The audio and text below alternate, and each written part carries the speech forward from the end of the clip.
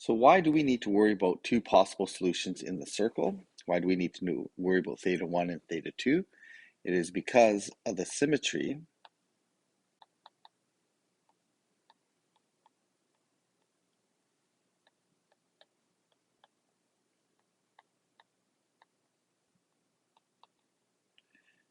of the trig ratios.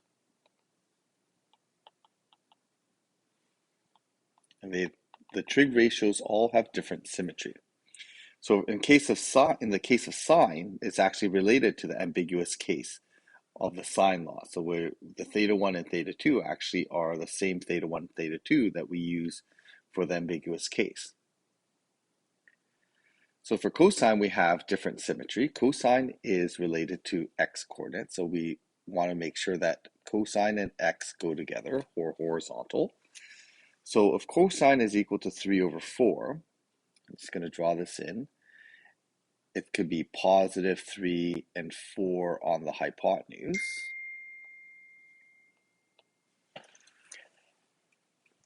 And we can draw it in quadrant 1.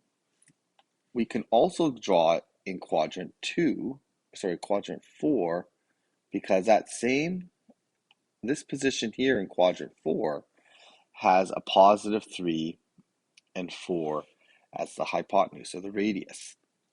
So there are two possible positions that we can show, and it's to do with the fact that the symmetry lies across this line.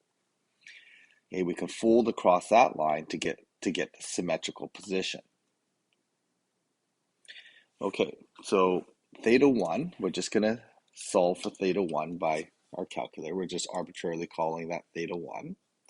So second cos of 3 over 4 gives us 41.41 degrees.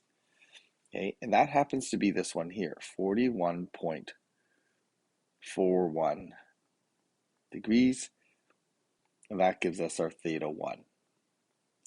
Now, our theta 2 is just going to be the quadrant 4 version of that, or negative 41.41, but we often want to know measured from 0. So if we're going to measure from 0, we're going to go like this. And to get that positioning, that location, we could start at 360, and we can go backwards the same amount that we got for theta 1. So this becomes 360 minus theta 1, and that's going to give us 318.59.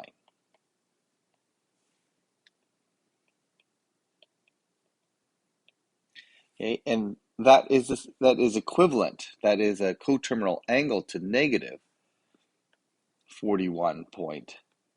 That's equivalent to negative 41.41. One is a positive angle, the other is a negative angle, but they get us the same place. And we get to the question, why is there no ambiguous case for the cosine law? Well, if we tried using theta 2 for the cosine law, we're always going to get an angle bigger than 180 degrees.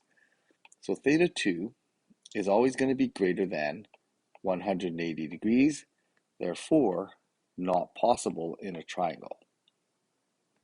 So we don't have to worry about the theta 2 or the ambiguous case in the cosine law, because it's that theta 2 is a position that doesn't exist. Okay, so it's not possible in a triangle.